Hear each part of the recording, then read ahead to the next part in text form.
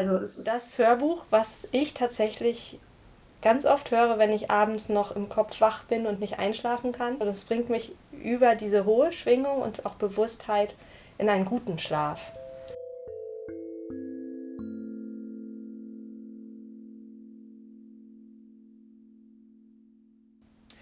Hallo und herzlich willkommen zu einer weiteren Folge von Lebendige Bücher. Bücher, die im Alltag gelebt sind. Mathilde ist bei mir heute zu Gast mit welchem Buch? Das Buch heißt Handbuch des Kriegers des Lichts von Paulo Coelho. Sehr schön. Du hast ja dieses Buch bestimmt an einer ganz interessanten Stelle deines Lebens kennengelernt. Kannst du uns dazu ein bisschen was sagen? Tatsächlich ist das ganz zufällig, wie man das so gerne sagt. Ich habe gar nicht das Buch als erstes gefunden, sondern das Hörbuch. Das war auf einer Reise, die ich hatte. Ich habe gerne auf YouTube geguckt, was kann man Schönes hören. Und da war das Hörbuch damals noch, jetzt ist es nicht mehr dort, auf YouTube hinterlegt. Und ich habe begonnen, das zu hören. Und ab dem Zeitpunkt hat mich das begleitet. Und habe ich es auch immer wieder gehört. Und was war das so für eine Stelle im Leben? Also wo drin hat dich das unterstützt? Wo würdest du sagen, das ist der Punkt, weshalb dieses Buch so genial und auch immer wieder auftaucht in deinem Leben? Ich würde das jetzt nicht in meiner Biografie an eine bestimmte Lebensphase festmachen, sondern mehr dieses allgemein spirituell Begleitende. Und zwar, dass es so vielfältig ist, so vielfältige Impulse gibt, wo wir in dem Moment das rausziehen und in dem das und auch von dem Hörfokus oder vom Lesefokus jedes Mal etwas anderes wahrnehmen, was wir integrieren können oder was uns Möglichkeiten aufzeigt oder auch die Realität des Lebens. Also es ist nicht in dem Sinne ein spirituell abgefahrenes Buch, also dass man so das Gefühl hat, man kommt in eine andere Blase oder in eine Welt, sondern dieses Handbuch ist wirklich ein das breite Spektrum, was uns als Lichtwesen, deshalb hat es mich vom Titel auch angesprochen, hier auf der Erde, was wir widerfahren, was wir leben, erleben können und auch wie wir mit Situationen im Leben umgehen. Das bringt mich zu der Frage, was ist denn der Krieger des Lichts? In dem Buch ist das gar nicht so benannt. Ich würde es tatsächlich beschreiben, dass es um die Lichtwesen geht, also hier auf die Erde Liebe, Licht, Bewusstsein zu bringen und als diese Wesen hier zu sein in Form des Menschen. Aber letztendlich ist es dieser Funke und auch eine Art höherer göttlicher Anspruch, der in uns glimmt. Ein Zitat aus dem Buch ist, dass dass der Krieger des Lichts oft denkt, er sei kein Krieger des Lichts, weil wir uns hier so normal fühlen. Und wie es dann, ne, dass genau dieser Punkt ist, bin ich eigentlich Krieger des Lichts oder nicht? Was ist das? Was bedeutet das?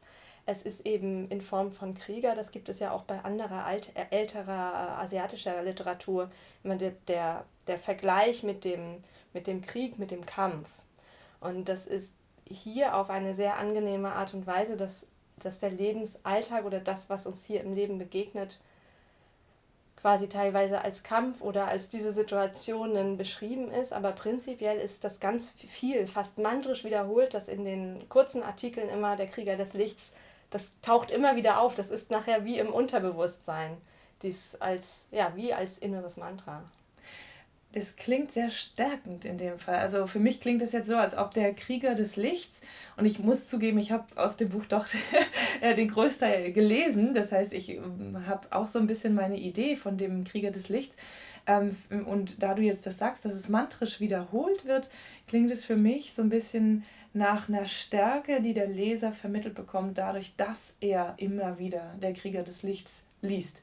Also diese Stärke des Kriegers, diese Ausgerichtetheit, diese Konzentration, durch die ja auch die Meditation am Ende zustande kommt. Also diese Klarheit im Wesen. und als ob quasi der Autor damit auch bewirkt und absichtlich bewirken will, dass diejenigen, die das lesen, die automatisch normalerweise Krieger des Lichts sind, jeder ist ein Krieger des Lichts, wenn er das von sich weiß, ist es bewusst, ansonsten ist es eben unbewusst und wird vielleicht nicht so fokussiert gelebt, dass also derjenige, der das hört, es immer mehr für sich verkörpern kann und dadurch eine Selbstverständlichkeit entsteht von, ja, ich bin richtig, wie ich bin und das gehört mit zu meinem Kampf dazu, auch wenn es sich vielleicht manchmal so anfühlt wie, du bist nicht in Ordnung, wie du bist oder das sollte anders sein oder auf welche Weise auch immer dann der Krieger des Lichts sich nicht bewusst ist, gerade Krieger des Lichts zu sein. Kann ich nur so bestätigen, ja. Schön. Mhm. Also teilweise ist es diese Bestärkung, teilweise werden aber auch, ich würde es beschreiben, als Wege aufgezeichnet, Wege, Möglichkeiten geöffnet. Teilweise werden auch scheinbare Schwächen, das ist das, was du so ein bisschen angesprochen hast, als das braucht es und das darf sein, wie der Rückzug, wie ein Dilemma in Entscheidungen, wie gewinnen oder verlieren.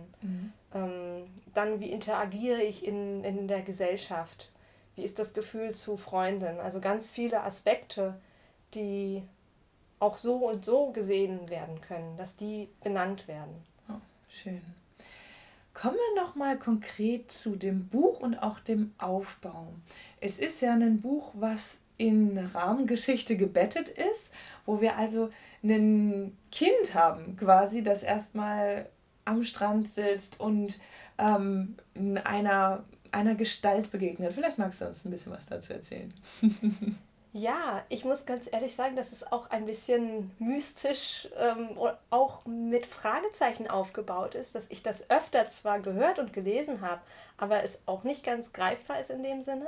Es ist eine sehr kurze Rahmengeschichte im Prolog und Epilog, wo die, ich glaube, weiß gekleidete Frau, wie eine Erscheinung, was sehr schön ist, taucht diesem kleinen, unbedarften Jungen auf und sagt ihm, siehst du dort diese Kirche und hörst du die Glocken läuten auf der Insel im Meer, die aber offensichtlich für das normale Auge nicht sichtbar ist. Und dieser Junge, dem ist diese Erscheinung so besonders, er sucht und macht gar nicht, was die anderen Jungen machen, zu spielen, sondern fragt überall nach, guckt, sitzt dort, wartet, hört aber nichts. Und dann die Beschreibung, mit der Zeit hört er aber das Rauschen des Meeres, die Palmblätter und so weiter.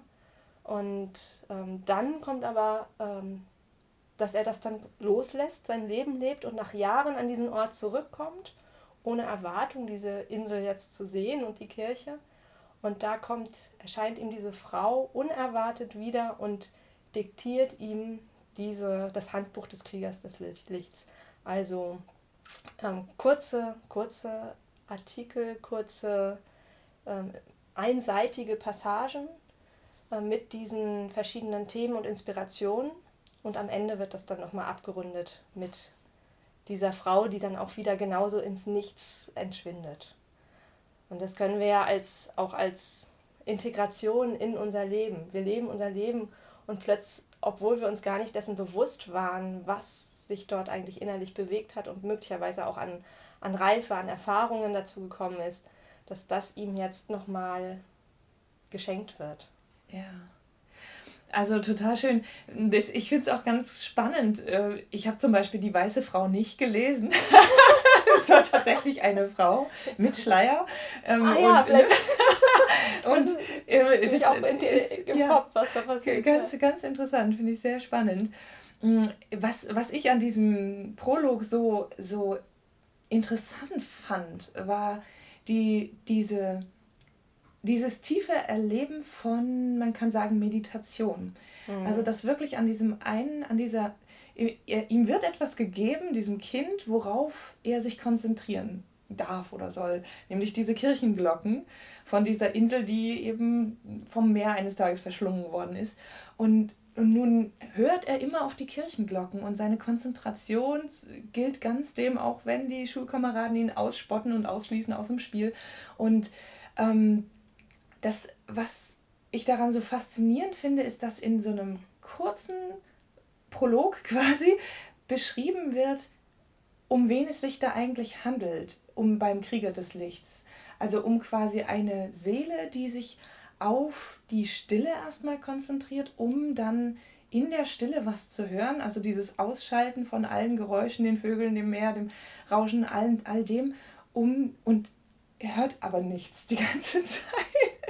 Und dann gibt es diesen Moment, wo er, wie du schon sagtest, das loslässt. Er lässt dann los, etwas hören zu wollen. Er erlaubt sich wieder diese kleinen Dinge wahrzunehmen.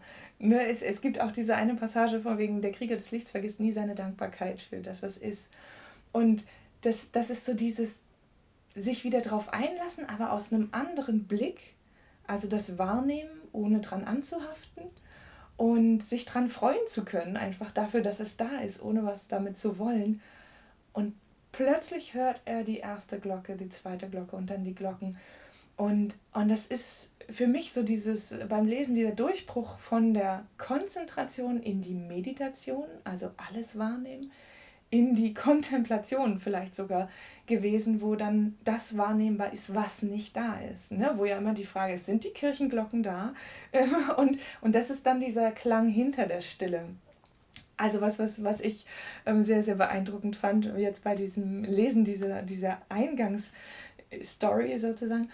Und wie du dann schon beschreibst, dieses Zurückkehren und das, was passiert, ist ja im Grunde, es ist innerlich dieses Bewusstsein dafür entstanden, dass eine andere Wahrnehmung möglich ist von der Welt. Und das ist, glaube ich, so das, woran uns auch dieses Buch erinnern möchte, dass wir diese andere Wahrnehmung in uns tragen. Und wir können uns daran erinnern und in dem Moment, in dem wir dann bereit sind, auch aus den Lehren des Lebens, er ist fortgegangen und wiedergekommen, hat das Leben gelebt und hatte aber die ganze Zeit diese Möglichkeit für die andere Wahrnehmung in sich und kommt zurück und dann, wie du sagst, dieser Auftrag von dieser Frau, das dann aufzuschreiben, was sie diktiert, was letztlich aber ja einfach, ob die Frau nun wirklich da war oder nicht, seine Erkenntnisse aus dem Leben sind. Ja, total schön. Jetzt wäre ich natürlich gespannt. Wir haben also dieses Buch so, dass man aufschlagen kann und irgendwo lesen kann. Ne? Ich habe es jetzt in Vorbereitung auf unser Gespräch auch so gemacht, dass ich einfach hier und da mal rein und ich habe gemerkt, es ist total treffend für die Themen, die so im Leben gerade aktuell sind. Der Blick fällt auf eine Passage und man liest es und denkt so, wow, danke für die Antwort, danke für die Erinnerung. Ja. Und das würde ich gerne auch so mitgeben, dass das eine Möglichkeit ist, also das Buch wirklich zu nehmen, zu gucken, sei es eine Seite und die morgens oder zwischendurch lesen zu können, dass das ein Buch ist, was eben nicht ein Einmal-Lesebuch ist, sondern ein in der Tasche haben, immer wieder hören. Bei mir ist es ganz viel eben über das Hörbuch, das zu hören, wo ich gerne auch noch ein bisschen was zu sagen würde, weil es auch noch auditiv nochmal anders in die Tiefe geht und auch, es kann gut sein, dass ich das über 100 Mal gehört habe. Also es ist das Hörbuch, was ich tatsächlich ganz oft höre, wenn ich abends noch im Kopf wach bin und nicht einschlafen kann, höre ich eine Passage davon und es bringt mich über diese hohe Schwingung und auch Bewusstheit in einen guten Schlaf. Und so kommt es auch immer wieder und jedes Mal höre ich etwas anderes. Wow, du hast es gerade aufgeschlagen. Ich glaube, wir sind alle ganz gespannt zu hören, was denn da jetzt kommt, wenn du das einmal aufschlägst. Ja. Ein Krieger des Lichts hütet sich vor Leuten, die glauben, den Weg zu kennen. Diese vertrauen ihrer eigenen Entscheidungsfähigkeit so sehr, dass sie die Ironie nicht bemerken, mit der das Schicksal das Leben eines jeden schreibt. Und sie protestieren immer, wenn das Unausweichliche an die Tür klopft. Ein Krieger des Lichts hat Träume. Seine Träume führen ihn weiter. Aber er begeht niemals den Fehler zu glauben, der Weg sei einfach und die Pforte sei breit. Er weiß, das Universum funktioniert wie die Alchemie. Solve et coagula, sagten die Meister. Konzentriere und verströme deine Energien, der Situation gemäß. Es gibt Augenblicke, in denen man handeln muss, und es gibt Augenblicke, in denen man hinnehmen muss. Der Krieger weiß um den Unterschied. Sehr schön, danke. Ja, ich möchte sehr, sehr gerne, also bei den Büchern gibt es mit festem Einband und auch mit dem Taschenbuchformat mit dem Einband. Und was ich eben schön finde, dass es ähm, seitlich wirklich sortiert, ne? Dass man einfach eine Seite aufschlagen kann und einfach lesen kann. Ich habe ja erzählt, dass zu mir als erstes das Hörbuch kam und das, was ich zuerst gelesen habe, es gibt 2 Fassungen, gehört habe. Das ist die Aufnahme von Markus Hoffmann. Ich glaube, diese ist älter. Das ist von den Steinbach sprechenden Büchern. Ich finde ich auch als Titel so schön. Was es so als CD momentan, wie ich gesehen habe, nur in, wie nennt sich das, also nicht neu zu kaufen gibt, sondern antiquarisch. Das sind 2 CDs, die mich kennen, wissen, dass ich die Indianerflöte spiele und das beginnt mit der Indianerflöte. Markus Hoffmann hat mit einer wunderbaren Stimme, spricht er und nimmt sich die Zeit. Es ist wirklich so, dass in der Ruhe man das hören und auch assimilieren kann. Und das ist mein Favorit, wenn ich dir das empfehlen kann. Es ist auch sehr gut gesprochen von Gerd Heidenreich in einer Fassung, die es so bei Audible und auch als Aufnahme gibt. Die nimmt sich nicht ganz so viel Zeit. Also da geht es schneller und für mich ist die gesprochene Fassung von Markus Hoffmann noch weicher und noch entspricht deshalb mehr der Qualität, was dieses Buch aussagt. So würde ich das sagen. Ja. Und wer es gerne in Originalsprache hört, das gibt es natürlich auch auf Audible auf Portugiesisch, also brasilianischem Portugiesisch. Ja. Das ist dann noch eine Alternative dazu, ja. Was auf jeden Fall auch sehr, sehr schön ist. Manchmal liest man dann nochmal andere Dinge. Ja, toll. Vielleicht, was mir noch als Impuls kommt, Paulo Coelho ist ja ein Begriff heutzutage, ne? Also insbesondere durch den Alchemisten, der ja auch sehr wertvoll ist, sehr wertbringend ist. Ich habe so das ein oder andere gehört und gelesen und für mich ist dieses Buch wie, ich würde sagen, das spirituelle Vermächtnis, was er uns hier auf diese Erde bringt. Also für mich hat das etwas ganz Besonderes von der Qualität, wie so ein Diamant, der zu einer Essenz gebracht ist. So, was mich auch wirklich, spüre ich, auch ganz tief berührt. Ja. Gibt es noch irgendwas, was dir in diesen Passagen ganz nahe ist, was dir im Alltag immer mal wieder kommt? Als Zitat oder als Erinnerung, wo du sagst, Mensch, das ist was, das würdest du irgendwie jedem gerne mitgeben, jedem Krieger des Lichts, die wir hier gerade versammelt sind. Ja. Was gerade präsent ist, ist dieses, dass der Krieger des Lichts diese Momente braucht, wo er sich in seinem Zelt zurückzieht und die Situationen überdenkt, überspürt. Also das ist so ein Moment, der mir gerade kommt, aber es gibt so viele und dann ist das da, dass ich es gar nicht zu einem jetzt konzentrieren kann. Und ein anderes Zitat, was ich auch ganz spannend finde, wo er sagt, der Mensch des 20. Jahrhunderts hat Kriege erschaffen, ne? Es gab die Zeit des Konzentrationslagers und Hitlers und so weiter, dass das gesagt wird. Aber eins dürfen wir nicht vergessen, der Mensch des 20. Jahrhunderts hat die Krieger des Lichts. Was den Stellenwert und die Bedeutung, also diesen Gegenpol oder diesen Kontrast und auch diese Aufgabe, es gibt die Krieger des Lichts, die hier da sind für diese Welt und innerlich und äußerlich letztendlich wirken. Ach, schön. Ich würde total gerne noch 2 Passagen lesen. Vielleicht, ich würde gerne eine aufschlagen und du noch mal eine. Und dann können wir das Ganze abrunden. Sehr gerne. Schön.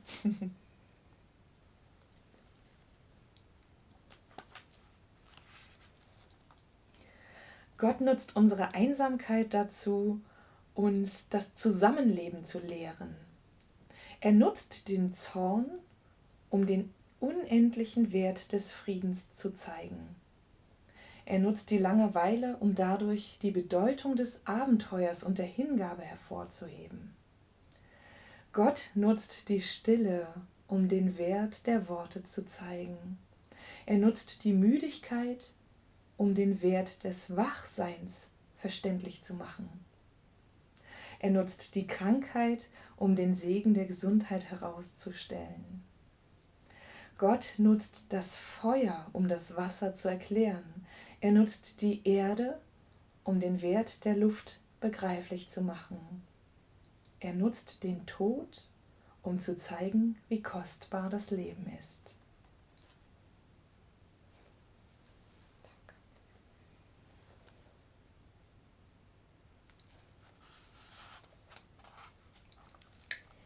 In dem Augenblick, in dem er losschreitet, erkennt ein Krieger des Lichts den Weg.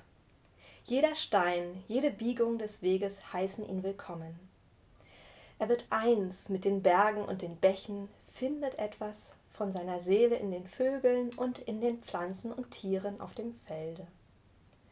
Dann nimmt er Gottes Hilfe und die Hilfe seiner Zeichen an und lässt sich von seinem Lebenstraum zu den Aufgaben führen, die das Leben für ihn bereithält.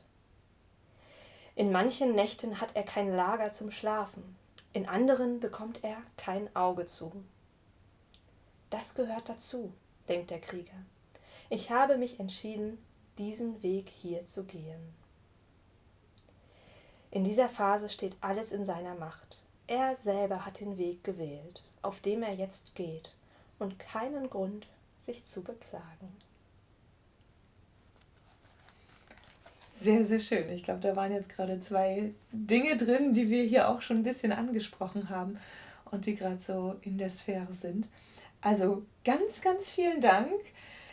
Herzliche Empfehlung, wenn du dich angesprochen fühlst, wenn ihr euch angesprochen fühlt, dieses Handbuch euch zu besorgen. Es gibt tatsächlich auch online in der Online-Bibliothek, wo man PDFs runterladen kann, den Krieger des Lichts als kostenfreie Fassung. Also das nur als ein Argument dafür, es ruhig auszuprobieren. Und ansonsten meine Empfehlung natürlich immer, das Buch in die Hand zu nehmen und sich als Buch zu kaufen. Das macht sich gut mit dem Aufschlagen und es gibt einem so ein Gefühl für diese Essenz. Gibt es von dir noch etwas, was du uns ganz frei von dem Buch einfach aus diesem Moment mitgeben möchtest für das, was wir jetzt in dem, was kommt, angehen? Ich wünsche dir einfach, dass du solche Begleiter hast und dass wir solche Begleiter haben. Einfach sowas wie, was uns immer wieder verankert, immer wieder an uns erinnert und gut tut. Sehr, sehr schön. Damit bedanke ich mich bei dir, liebe Mathilde, für unser schönes Gespräch über das Handbuch des Kriegers des Lichts und verbleibe, auch vielen Dank an euch, an jeden, der zu welchem Zeitpunkt auch immer sich das anschaut, verbleibe mit ganz, ganz viel Liebe und ganz, ganz viel Licht. Bis ganz bald.